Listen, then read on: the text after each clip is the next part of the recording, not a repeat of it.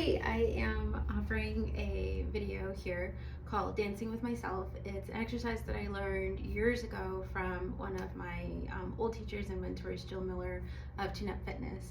And I love this exercise because it is such a great way of working on eccentric strengthening of all of the muscles throughout the arm into the shoulder chain as well, and also helps to really explore that full capacity and range of motion of the shoulder.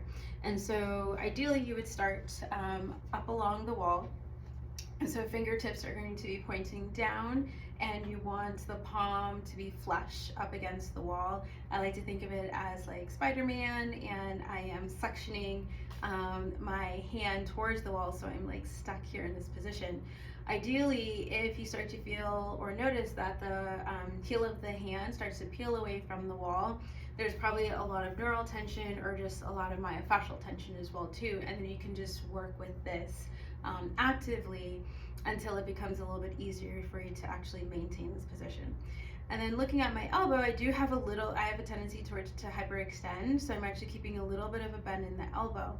As I bend that elbow, I start to feel the lats, the serratus working a little bit, and so that's one of the goals, is that we also want to help to encourage this chain, the muscles around the scapula, to also help provide some support.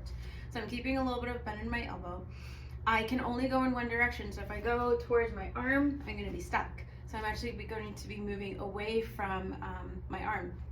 And so I can move in little increments, and especially if there is a lot of pull or tension, I can just hang out, I can hold, I get a nice stretch and opening through my pecs.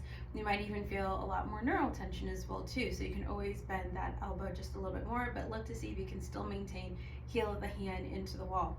So I'm going to continue to move in this direction, and at this point I need to start to bend my elbow. So I'm already in extension. I'm going to continue to maintain that extension and external rotation. As I start to bend through my elbow, I'm going to keep a little bit of engagement through my core, through my center. As I start to arch, my knees are soft and bent, and then my elbow starts to point up towards the ceiling. I continue to press my hand in towards the wall, fingertips are still pointing down, and then I rotate all the way until I'm now in internal rotation. So now the head of my shoulder is reaching forward. And so I can hang out here. This is a really great stretch for the deltoids. And I can move back and forth through this movement. So again, I'm going to bend through the elbow is pointing up, fingertips are still pointing down.